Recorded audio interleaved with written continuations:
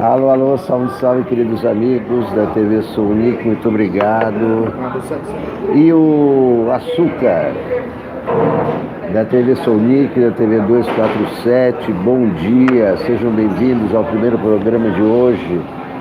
Estou falando de São Paulo, nesta quinta-feira chuvosa, 28 de novembro, 9h35 da manhã, é claro, chove em São Paulo, uma chuva miúda e fina, mas incomoda, porque tem que levar guarda-chuva é pesado, mas a chuva molha, mesmo sendo miúda, e assim vamos nós, comentando e cantando e seguindo a eleição. Somos Bonjour, Sávia Daniela Guedes, Bonjour Paris, Bonjour Paris, Paris Mon Amour, Teresa Kondo, bom dia com frio. Comentando e cantando e seguindo a eleição. Somos todos iguais, esquerdistas ou não. Cristiano Fiorilo, bom dia, comentando e cantando e seguindo a eleição, aprendendo e ensinando um novo refrão. Fora Bolsonaro, esperar não tem porquê. Verônica Nicolau, bom dia. Não, Lula não vai ser preso. Lula não vai ser preso. Fora Bolsonaro, esperar não tem porquê. Chegou a sua hora, é melhor para você. Olá, Luiz Antônio, bom dia. Fora Bolsonaro, esperar não tem porquê. Já está na sua hora, vai embora, seu mané. O negócio é o seguinte, essa sentença de ontem do TRF4, que afrontou a decisão do STF a respeito de amplo direito de defesa,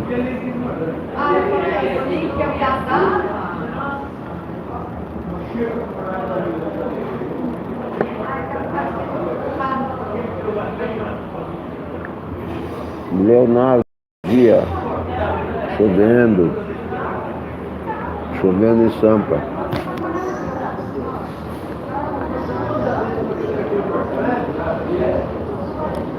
Essa sentença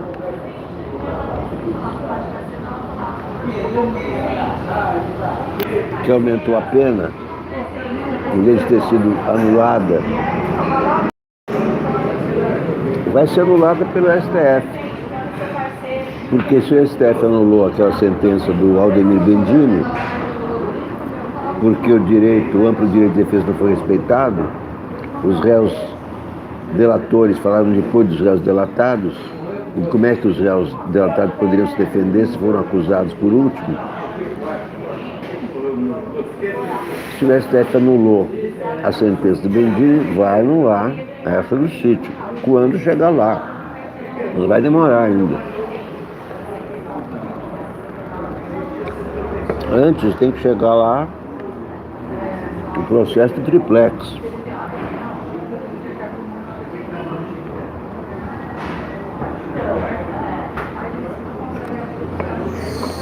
E o processo de triplex é o seguinte: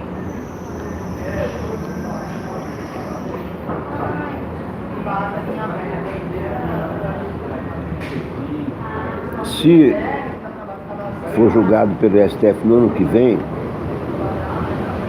Lula vai ser absolvido, porque é um processo eivado de falhas e ilegalidades. É isso aí, Leonardo, exatamente, foi uma vingança da RF4, mas uma vingança boba, porque quando chegar lá no STF o processo, vai ser anulado.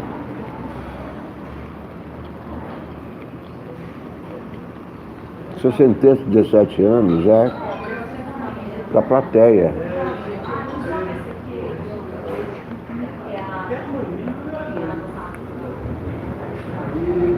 É jogo de cena, é populismo. Para mostrar para essa classe média idiota que eles punem mesmo. A classe média adora ver os outros punidos, né? Sem generalizar, porque eu também sou da classe média. Verônica Nicolau, Bozo cairá como? Cairá nas próximas eleições. Se a oposição tiver juízo, se preparar.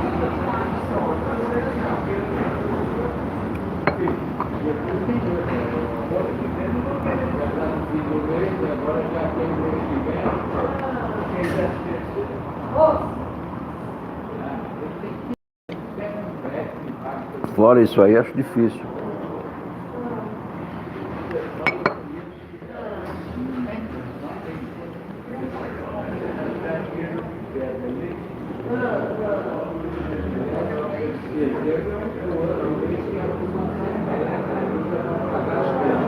Verônica Nicolau, 4 anos não vamos suportar? Vamos. Suportamos a ditadura há 20 anos e estamos vivos.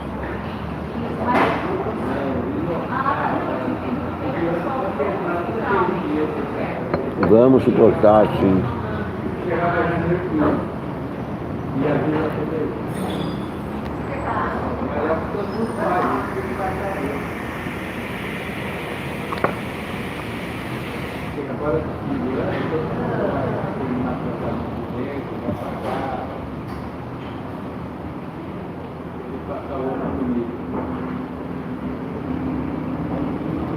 Escândalo, facada, Maria.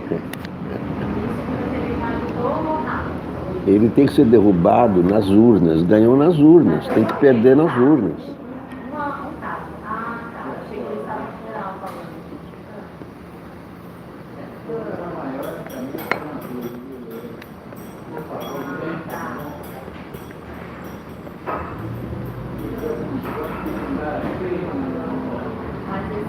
O presidente não pode ser julgado por crimes, por atos cometidos antes do seu mandato. Então, nada de facada.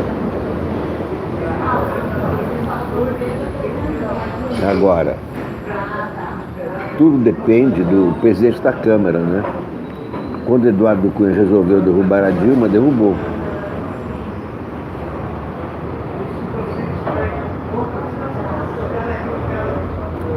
Só que, naquele momento,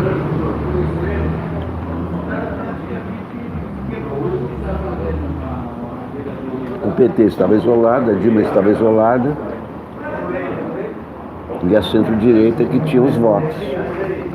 Nesse momento, a centro-direita continua tendo os votos.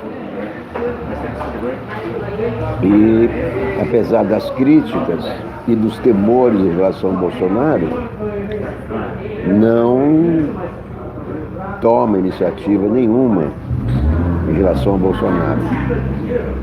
Então, a esquerda não tem voto para derrubar o Bolsonaro no Congresso. Não tem.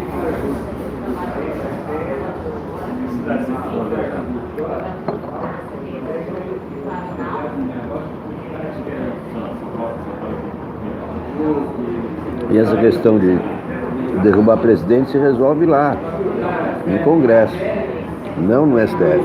O STF não derruba o presidente.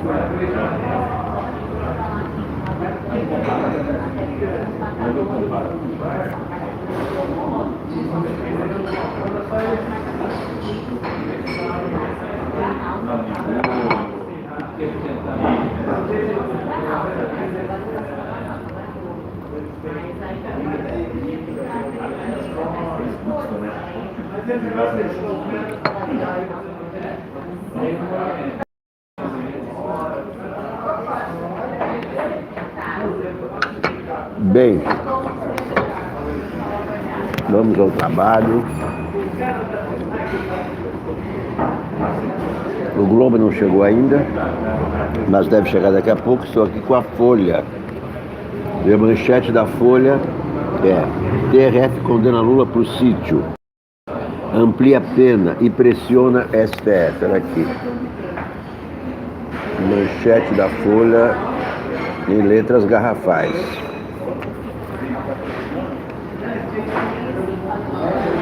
Governo dá guinada conservadora na cultura e reforma para incluir nomes mais à direita ainda. Dá para ser mais à direita?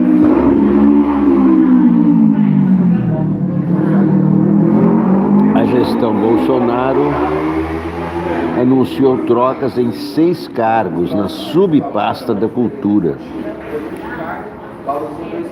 O mais importante deles, a Secretaria do Audiovisual, ficará com Catiane Gouvêa, membro da Cúpula Conservadora das Américas, e sem elo com o setor.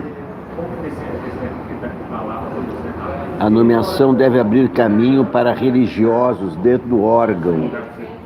E o Itamaraty está declarando que a religião no Brasil é política, faz parte da política de Estado. O Brasil está virando um Irã.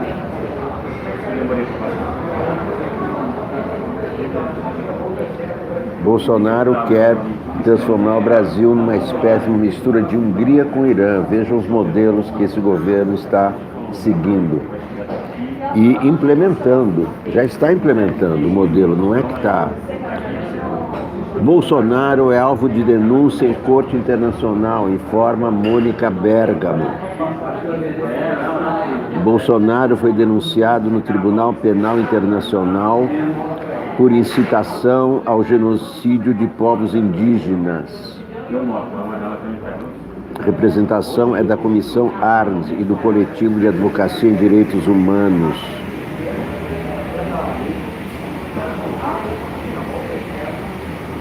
Sob pressão das ruas, Chile reduz salário de políticos.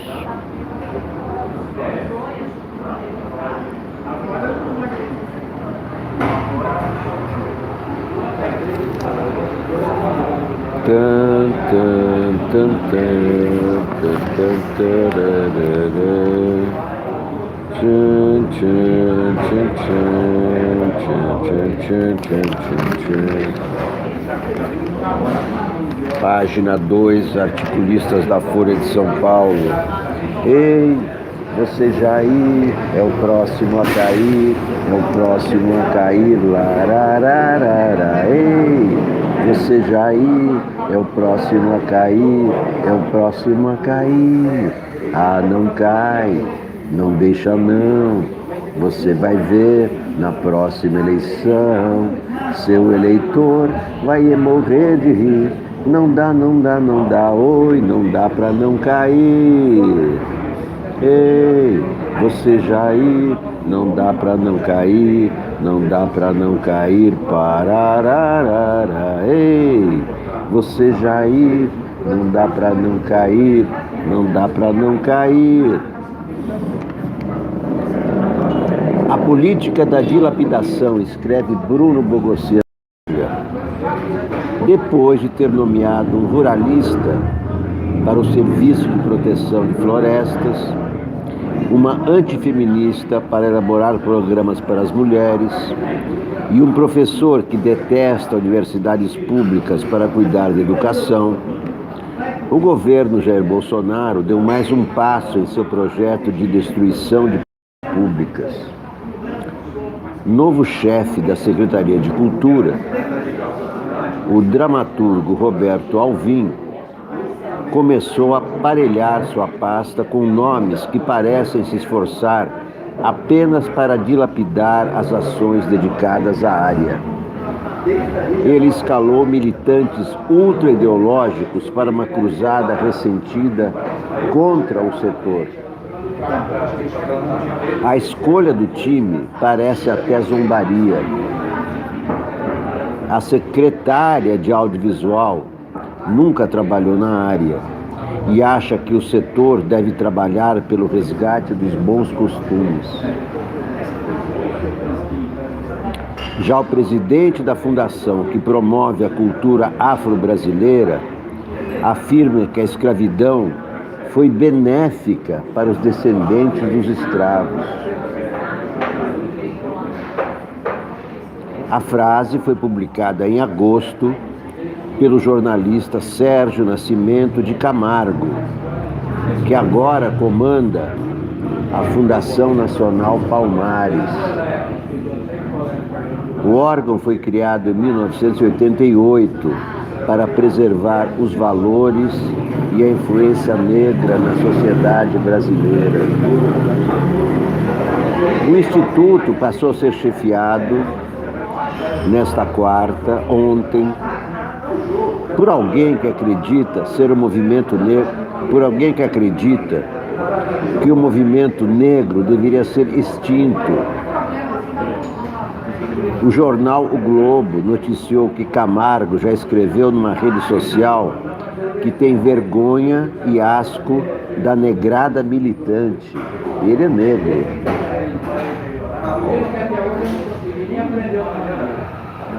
Se depender dele, o trabalho da Fundação deve seguir essa linha. Numa nota publicada por uma amiga, o novo dirigente declarou que vai implementar grandes e necessárias mudanças e que sua atuação será norteada pelos princípios que conduzem o governo Bolsonaro. A nomeação segue à risca os planos do secretário do setor. Em vez de cuidar dos programas da área, Alvim se dizia mais interessado em criar uma máquina de guerra cultural. Depois do primeiro turno da eleição de 2018, Bolsonaro afirmou que queria dar um ponto final em todos os ativismos do Brasil. Ele continua disposto a cumprir essa promessa.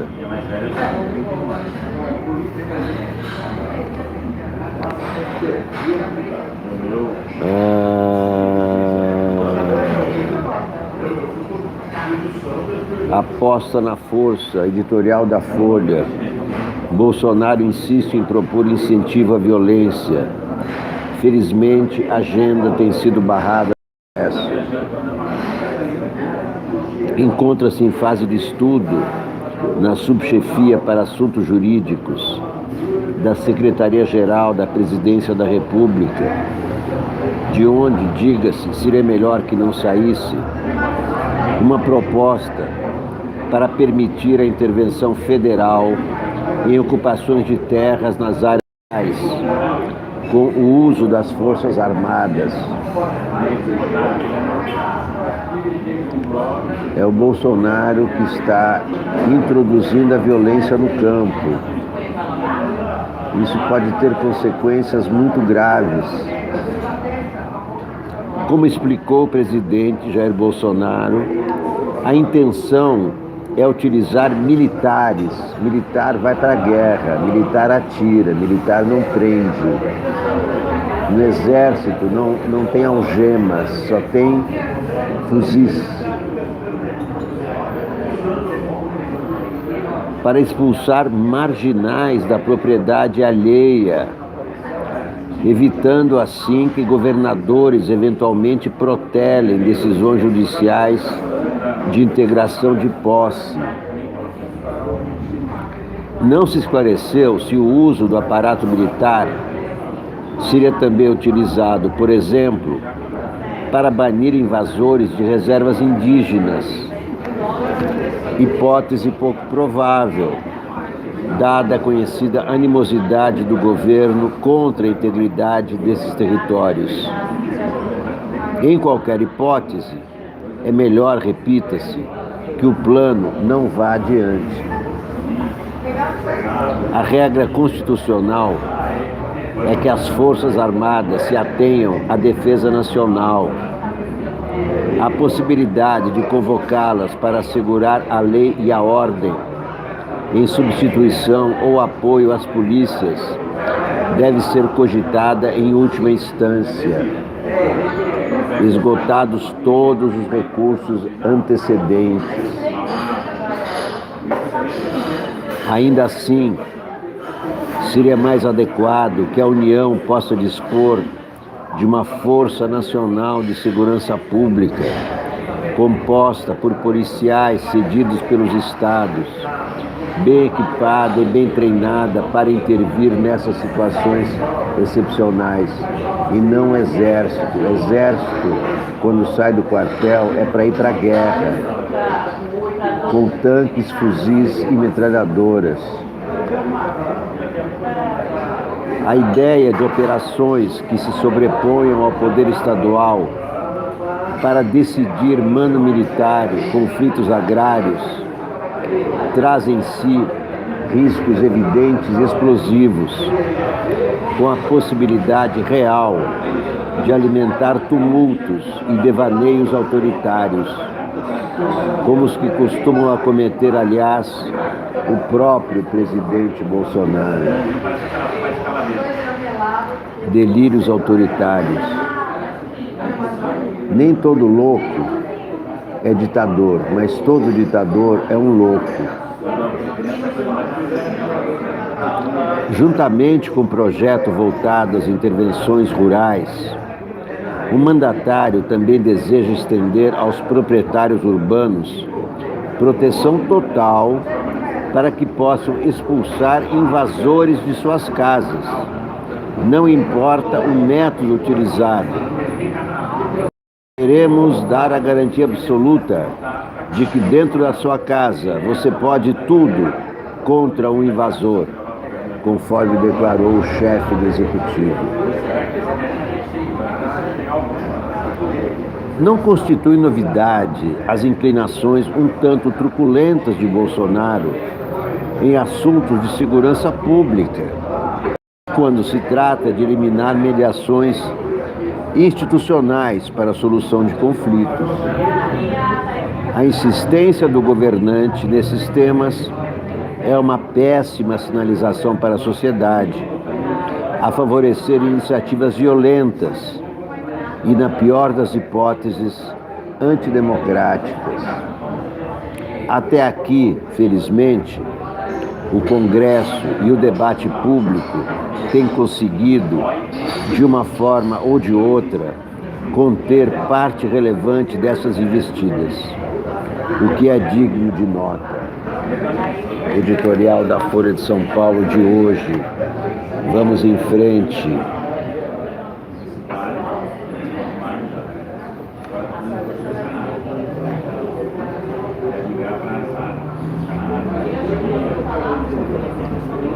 Acender a luz, artigo do advogado Alberto Zacarias Toron.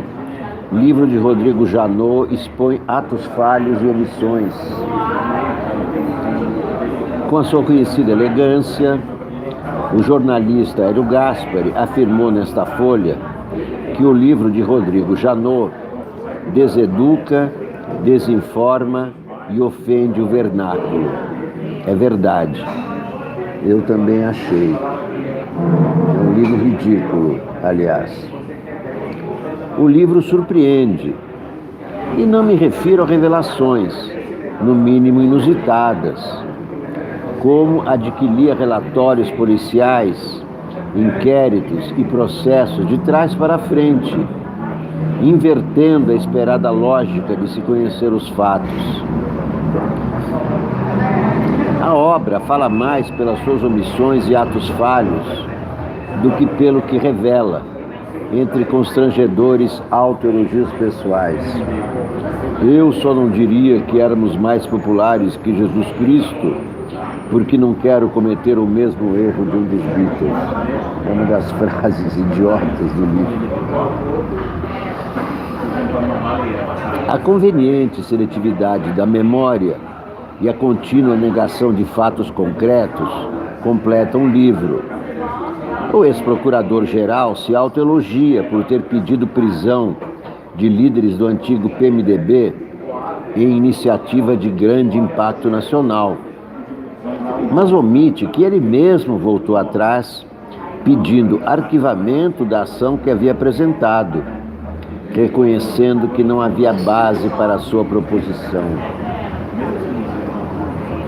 Diz que o Ministério Público Federal não participou da gravação feita por Bernardo Cerveró quando o próprio pai dele, Nestor Cerveró, já informou, em testemunho tornado público, que a gravação foi orientada por procurador. Acredita nas palavras de delatores quando lhe convém, mas as considera imaginativas quando não era o caso. Insiste em afirmar que Marcelo Miller estava de férias contínuas no período de 23 de fevereiro a 4 de abril, quando hoje se sabe que não é verdade. Por quê? Contrariando o histórico de suas ações na PGR, não recorreu da decisão que negou o pedido de prisão do ex-procurador. No entanto, são outras passagens que, pela sua gravidade, merecem maior atenção. O ex-PGR revela, por exemplo, troca de informações com a Suíça e o Panamá, antes que estas fossem formalizadas. Imaginar que uma das maiores autoridades do país possa ter agido fora dos canais oficiais é desconcertante. Em outro trecho, o livro traz o que todo mundo já sabia. Vazamentos selecionados eram estimulados. Assim, profissionais da imprensa que julgavam estar exercendo o seu ofício de informar a população estavam, na verdade, sendo usados por investigadores que escolhiam previamente, de acordo com sua conveniência, não apenas o que quando vazar, mas, sobretudo, a narrativa que deveria embalar esses vazamentos, sustentados muitas vezes apenas nas palavras das fontes. Já para quem acompanha de perto os bastidores da delação da JF, um registro traz à tona a peça que faltava para demonstrar como procedimentos legais foram manipulados. Graças a ele, sabe-se agora que foi o ex-PGR quem levou pessoalmente as gravações de Michel Temer e Aécio Neves ao ministro Edson Fachin antes do dia 7 de abril, data simulada pela PGR como de recebimento destas em documentos oficiais. Para fazer com que as cautelares referentes ao deputado Aécio Neves fossem relatadas por Fachin, de sua escolha pessoal, o ex-PGR não hesitou sequer em induzir o ministro a erro, forjando uma prevenção inexistente das cautelares envolvendo o deputado, com casos anteriores sob os cuidados do ministro. A manobra do ex-procurador-geral impediu que essas cautelares, como previsto, tivessem entrada sigilosa formal no tribunal e fossem encaminhadas via sorteio ao ministro relator, violando o regimento interno, a resolução 579 do Supremo e o princípio do juiz natural. Apenas 50 dias depois das graves medidas solicitadas pelo ex-PGR terem sido decretadas pelo ministro Fachin, o STF reconheceu que não existia prevenção alegada e o procedimento foi encaminhado para sorteio interno. Manipulação do sistema judicial, negociações extraoficiais, vazamentos orientados. Some-se a isso informações recentes que demonstram uma atuação pessoal do ex-procurador para impedir julgamento de habeas corpus, mantendo presos possíveis delatores com o objetivo de aumentar a pressão por delações. O livro do ex-PGR não merece ser relegado à indiferença, embora deseduque e ofenda o vernáculo, é também fresta aberta para que se possa começar a acender a luz sobre essa triste quadra do Estado de Direito no país. Foi Rodrigo Janot quem criou a força-tarefa da Lava Jato. Sem Rodrigo Janot não teria havido Lava Jato. E é essa figura que se autorrevelou em seu livro autobiográfico, que durante 4 anos comandou a Procuradoria-Geral da República.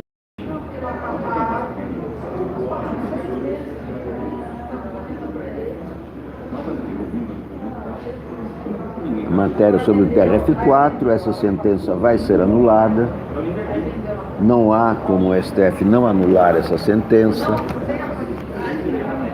Se anulou a sentença do Bendini por cerceamento do amplo direito de defesa. E no caso do processo do sítio de Atibaia aconteceu a mesma coisa. Não tem como o STF não anular a sentença, quando o caso chegar ao STF. Agora, quando vai chegar, ninguém sabe. Quando vai chegar, ninguém sabe. Vamos ver o que diz aqui a Folha. Condenação pode deixar Lula na prisão por mais 3 anos.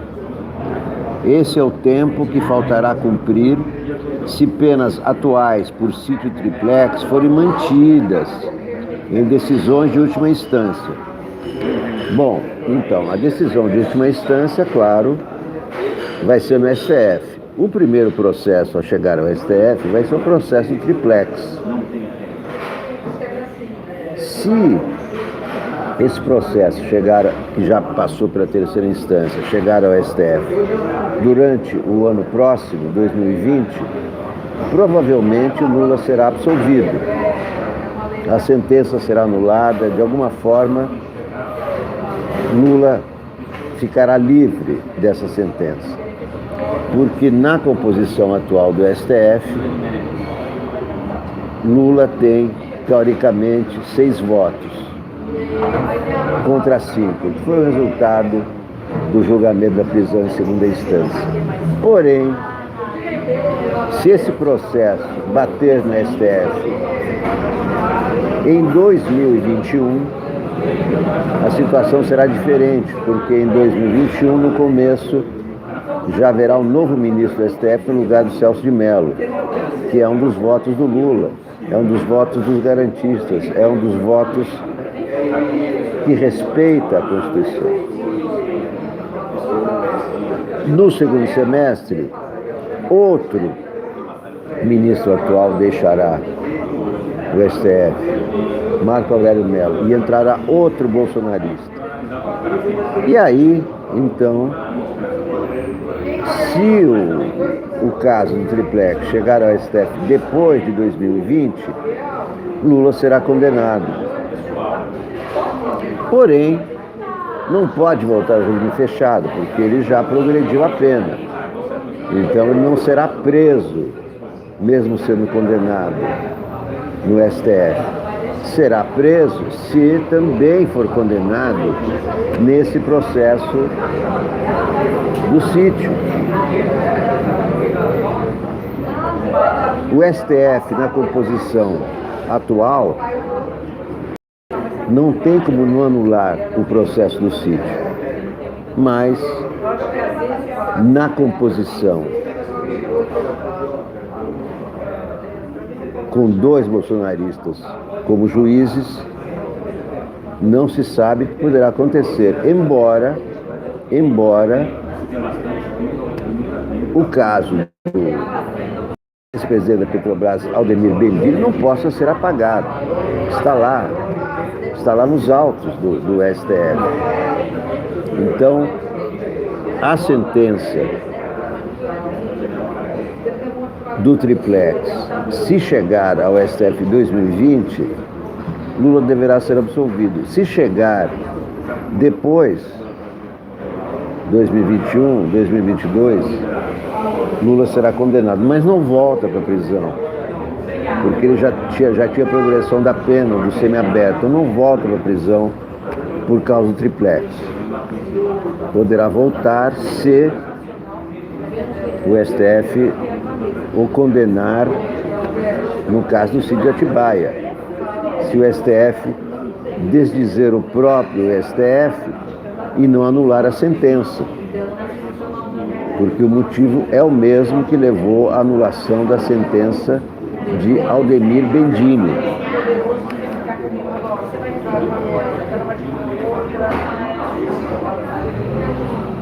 Então, aqui diz a matéria de José Marques na Folha: caso as penas atuais do ex-presidente Lula sejam mantidas em decisões de última instância, ele ainda terá que cumprir cerca de 2 anos e 9 meses de prisão em regime fechado.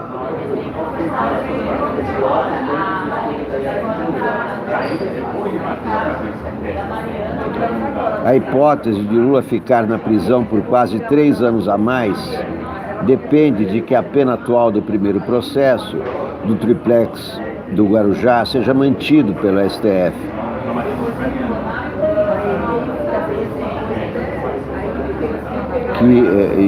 O caso já passou para a terceira instância e a condenação ficou em 8 anos. A hipótese também depende de futuros julgamentos do processo do sítio no próprio TRF4, que ainda pode acatar recursos da defesa de Lula e dos 2 tribunais superiores. Normalmente, após 2 decisões judiciais contra um réu condenado transitarem todas as instâncias, elas são unificadas por um juiz de execução penal. Geralmente, um condenado precisa cumprir ao menos 1/6 da pena em regime fechado para ter direito a progredir para regimes mais brandos. No cálculo de 2 anos e 9 meses para Lula, já estão descontados os 580 dias que ele passou preso na sede da Polícia Federal em Curitiba. Então, de qualquer modo, até mesmo a pior hipótese, que é da condenação, ele não vai ficar 17 anos preso, como decidiu o TRF4. Então, mesmo se ele for condenado pelo triplex, mesmo se for condenado pelo caso do sítio, Lula ficará na prisão por mais 3 anos no máximo, regime fechado, porque só 1/6 da pena se cumpre em regime fechado. Não vai ficar 17, porque tem gente que já calculando que ele tem 74 anos, foi condenado a 17, então a pena de prisão perpétua foi condenado à morte. Não é assim. Mesmo condenado na última instância, ficará lá na Polícia Federal por mais 3 anos, e não 17. Isso se a sentença não for anulada. Eu acho que tem que ser anulada. Semelhante ao caso do Emir Bendini. Se do caso do Emir Bendini a sentença for anulada, do Lula também deve ser. E aí o processo recomeça do início.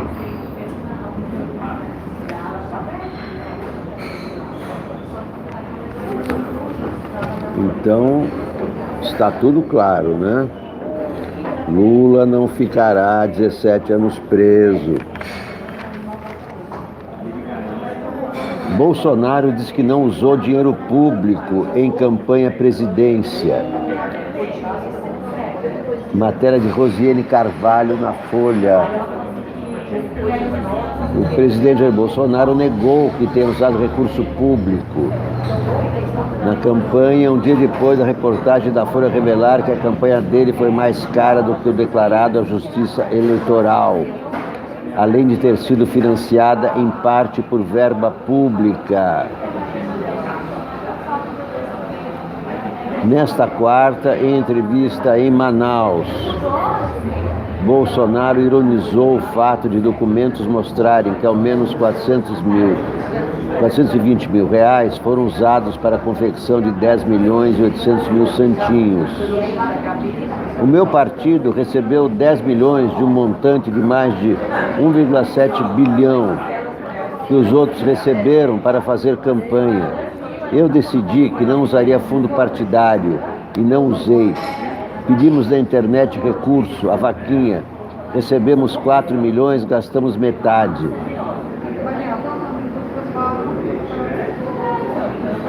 Numa campanha presidencial, você está preocupado com 4 anos, com quantos mil santinhos? Deixa eu dar uma risadinha, uma risada aqui. Ha, ha, ha. Que piada na Folha de São Paulo. Isso é um presidente inconsequente, irresponsável, ignorante e autoritário.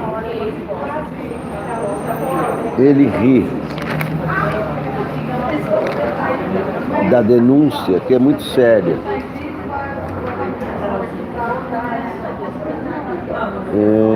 Conselho de Ética do PSL quer suspensão de Eduardo por 12 meses. O Conselho de Ética do PSL decidiu, nesta quarta-feira, ontem, recomendar ao presidente do partido advertências e suspensões a 18 parlamentares que formaram a ala bolsonarista. Veja só, o Bolsonaro dividiu o próprio partido pelo qual foi eleito. Tem a ala bolsonarista do partido e a ala bivarista do partido. Eduardo Bolsonaro, Bibo Nunes, Alê Silva e Daniel Silveira receberiam penalidade mais dura, suspensão por 12 meses. Olha o Eduardo de boné, será que ele é? Será que ele é?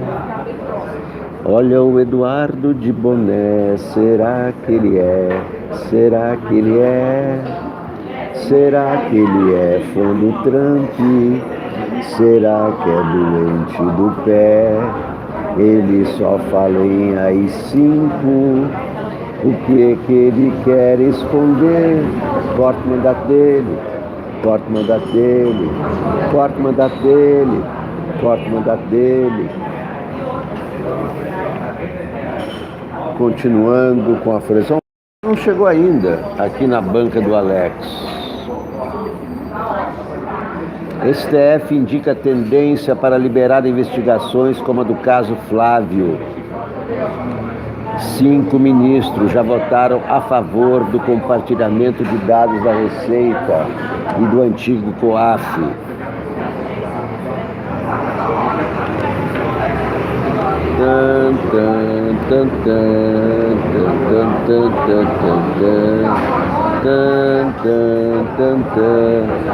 Aprova a lei que reduz o salário de políticos.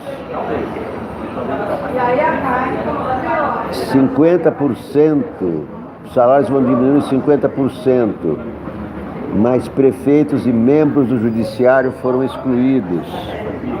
Milhares protestam pacificamente em segunda greve geral na Colômbia ontem. Espanha apreende submarino com 3 toneladas de cocaína. Não são 39 quilos, são 3 toneladas.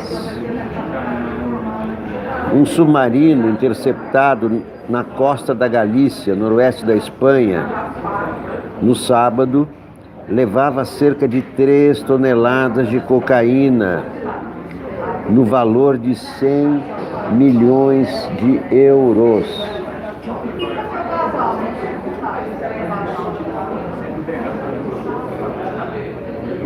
A costa da Galícia tem sido um ponto habitual de entrada de cocaína na Espanha, de onde é distribuída para outros países da Europa. Não à toa o sargento da Aeronáutica Brasileira foi preso na Espanha. Está aqui, a Espanha é um centro distribuidor de cocaína.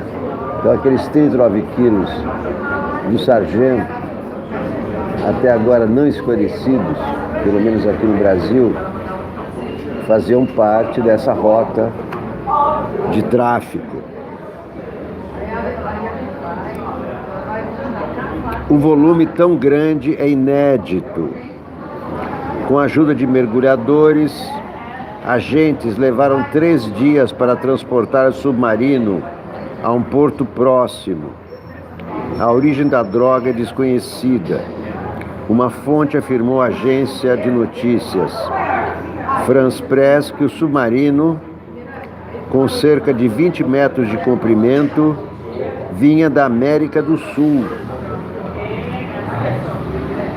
Tráfico de cocaína por submarino. Em 2018, a Espanha foi o segundo país da União Europeia com maior nível de apreensão de cocaína, com 41 toneladas. 3 toneladas de cocaína apreendidas no submarino que veio da América do Sul. Bom, cocaína tem a ver com Colômbia, tem a ver com Bolívia, tem a ver com Peru. Bolívia, Colômbia e Peru.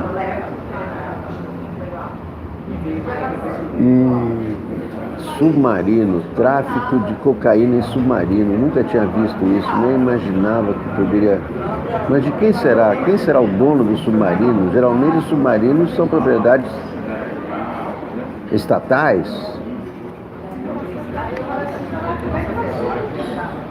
Aqui só diz um submarino interceptado.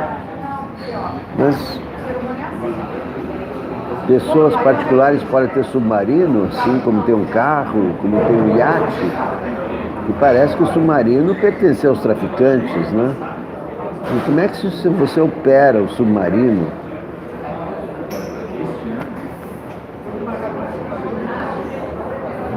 Meu Deus do céu, submarino. Sempre pensei que os submarinos pertencessem às marinhas, né, dos respectivos países. E talvez até seja, mas a notícia não informa de quem é esse submarino. Apreendido com 3 toneladas de cocaína. 100 milhões de euros. Vamos ver a Folha Ilustrada.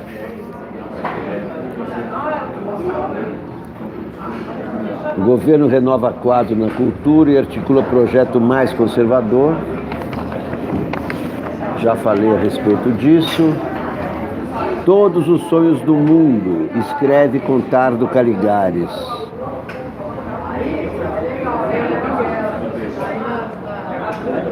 Contardo Caligares. Viemos ao mundo para sermos tudo o que podíamos ser.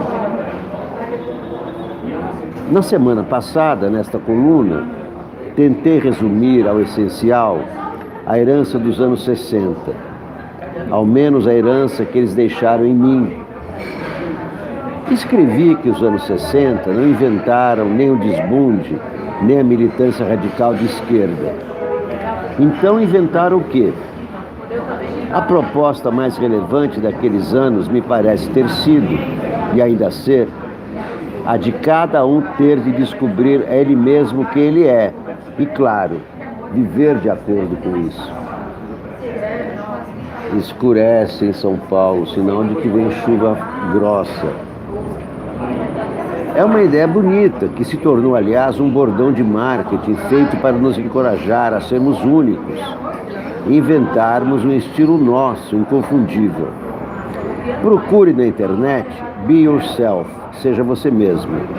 Em primeiro lugar, vai aparecer a música homônima do Audioslave, um extraordinário grupo de rock americano, cantada por Chris Cornell, com inesquecível verso do coro To be yourself is all that you can do.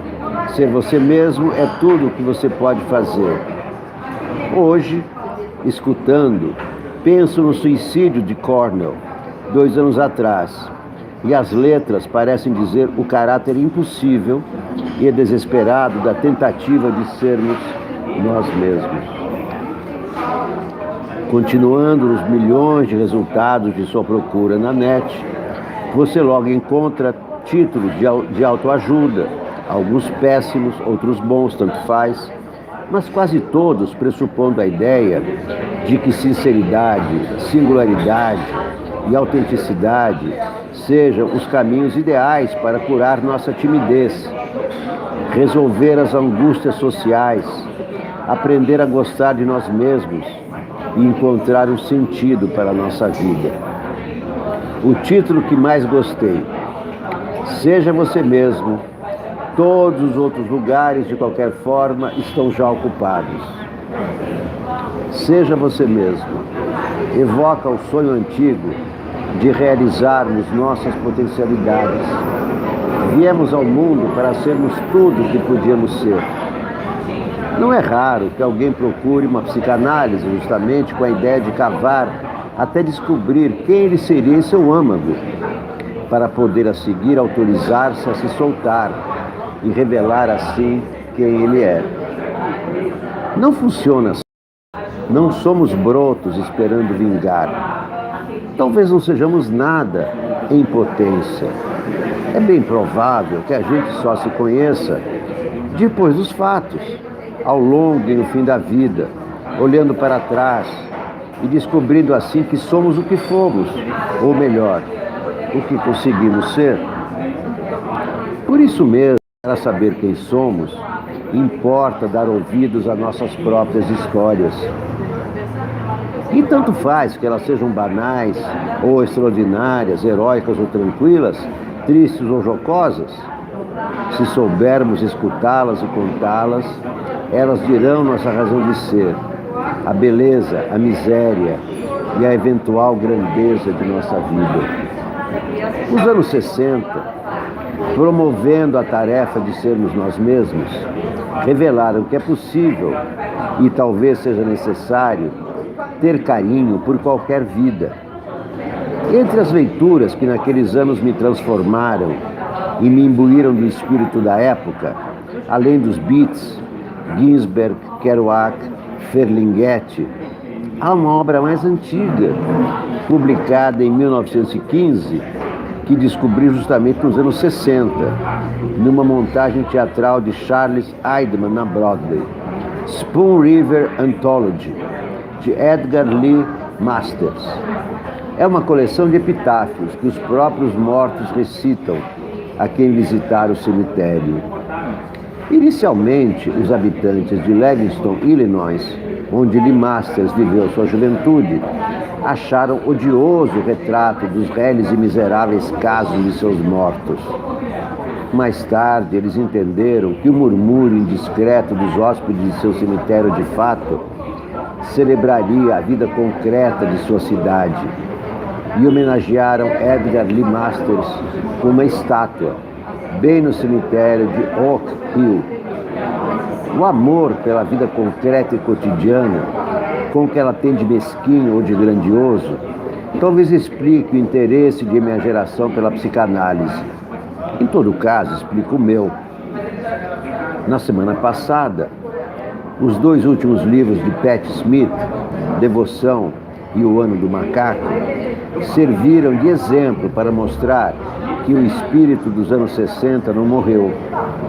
Outro exemplo disso é Todos os Sonhos do Mundo, de Ivan Cabral e Rodolfo Garcia Vasques, em cartaz de 20 de novembro a 15 de dezembro, de quarta a sábado, às 21 horas, aos domingos, às 19.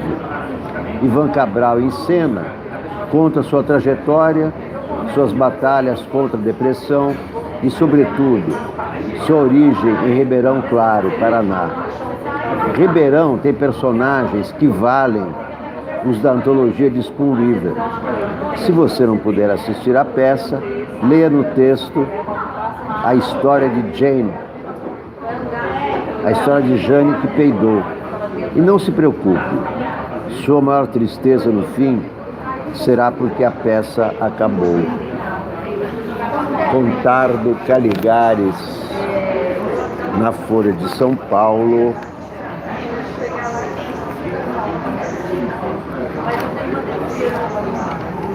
Mônica Bergamo informa. O presidente Jair Bolsonaro foi denunciado nesta quarta-feira no Tribunal Penal Internacional por crimes contra a humanidade e incitação ao genocídio de povos indígenas do Brasil. A representação é da Comissão Arms e do Coletivo de Advocacia em Direitos Humanos. O Tribunal Penal Internacional avaliará se abrirá investigação. A denúncia diz que Bolsonaro incitou violência contra populações indígenas e tradicionais, enfraqueceu a fiscalização e foi omisso na resposta a crimes ambientais na Amazônia. Aqui não encontramos um caminho eficiente.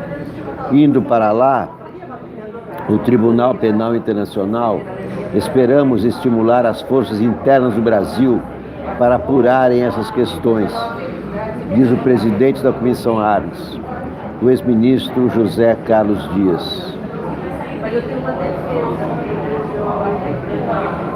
Entidades de direitos humanos temem que a nova versão do Código Penal Militar, aprovada na Comissão de Constituição e Justiça da Câmara, na terça-feira, vire licença para matar civis, por ampliar o conceito de legítima defesa.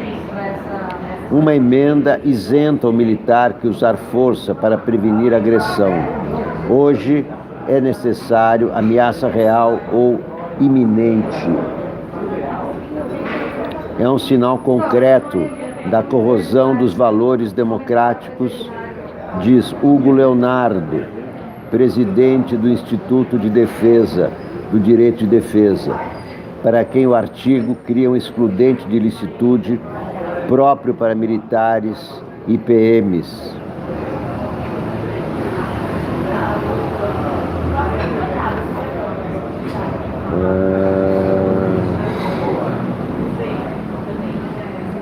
Pelo menos 3 em 4 paulistanos não confiam em instituições como Congresso, Prefeitura e partidos políticos. A informação é do Índice de Democracia Local do Instituto Cives. Não acredito nisso. Não acredito nesses números. Não acredito nessa pesquisa. Não tem a menor credibilidade. Que instituto é esse? Só acredito em pesquisas de institutos que fazem parte da história das pesquisas do Brasil, como o IBOP, por exemplo. Instituto Cives, para mim, não tem a menor credibilidade. Não acredito que 2 em cada 3 paulistanos não acreditem no Congresso, nas instituições, etc, etc. Isso é o fim da picada. Isso é o fim da democracia. Não acreditar nas instituições como o Congresso é uma pá de cal na democracia brasileira. Meus queridos amigos, minhas queridas amigas, muito obrigado por assistirem ao primeiro programa de hoje da TV Sou Nick, o canal do Diálogo. Falando em diálogo, deixa eu ver novas mensagens. Leonardo, Verônica Nicolau, Suelimar Alves, bom dia. Magda Gava, bom dia. Carla Carlinha, bom dia. Carla Carlinha, Alex, o Brasil não vai resistir a 4 anos de desgoverno. Temos que derrubar esse governo nas ruas. Carla Carlinha. Adriana Silva, bom dia. Rita Staquera, bom dia. Verônica Nicolau, mídia, Globo e companhia nos roubam a verdade. Eles são os donos do Brasil. Cauê Leite, a lua vai dormir encabulada na passarela da madrugada. Marco Schneider, bom dia, hoje é dia de Blue Jeans. É isso aí. Carlos Murak, bom dia, sou o Nick, 17 anos de prisão para quem mata. O que é isso? Mas ele não vai ficar 17 anos preso, não. Sara Soares, bom dia. Salomão Cavalcante, Brasil está virando teocracia. Maria Gomes, fico muito triste com o que está acontecendo no nosso país. Mira Fávero, bom dia. Sávia Dionísio, Sávia Daniela Guedes, vamos dar likes, isso mesmo. Silvia Mirro, bom dia para você também. Márcia Gonçalves, bom dia, Alex. Por que as pessoas só sabem conversar gritando? Essa padaria às vezes parece uma torre de Babel, é isso mesmo. Também não sei, uma pessoa sentada na frente da outra e falando alto. Blue Butterfly Freedom, temos que nos unir mais ainda. Hoje estou em Cabralha, aqui na Bahia. Estamos fazendo um trabalho voluntário para as crianças daqui. Maria Inês do Nascimento, não acredito no judiciário, é uma vergonha.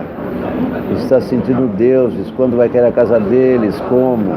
É bom não generalizar, a decisão de ontem foi de 3 juízes, não vamos generalizar, não são todos assim. Ana Camargo, oi gente, ainda estou revoltada com a condenação de Lula de ontem. César Fábio Miller, bom dia. Milton Costa, bom dia. Eugênio Ibiapina, bom dia. Muito obrigado por apoiar a TV Sou. Você também pode apoiar a TV Sou Nick com superchat, depositando uma grana agora nesse momento, ou no projeto Catarse, contribuições mensais de R$10. Antônio Santiago Fortaleza, bom dia. Antônio Santiago Fortaleza, primeiro turno, Jair Bolsonaro, 49 milhões de votos, 46%, Fernando Haddad, 29%, é isso aí. Mas é a questão da idade, ele não vai para a prisão domiciliar. Ele, olha, é o seguinte, eu já expliquei que ele não irá preso. Se for condenado em última instância pelo caso do sítio, vai cumprir mais 3 anos. Carlos Murak, obrigado pelos jornais todas as manhãs. Os Estados Unidos também fazem isso, acho muito legal, beleza, muito obrigado. César Fábio Miller, foi estratégia política, isso é crime constitucional. Ele está falando da condenação de ontem, né? Antônio Santiago Fortaleza, Bozo não tem problema em mentir. César Fábio Miller, judiciário não é executivo. Max, Bolsonaro teve caixa 2. Antônio Santiago Fortaleza, caixa 2, laranjas e fakes. César Fábio Miller, o tribunal de exceção é tão óbvio que quase ninguém se incomoda. Ana Camargo pergunta se o submarino com 3 toneladas de cocaína era brasileiro. Não sabemos, só que é da América do Sul.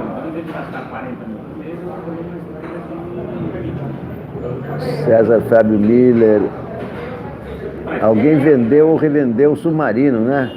Grande mistério para mim. Quem é o dono do submarino? Para mim, quem constrói submarino é o Estado, é o país, né? É a Marinha. César Fábio Miller, mais menos. Carla Luísa Veras, de Pelotas. Bom dia, Pelotas. Joana Dalva Cardoso, bom dia.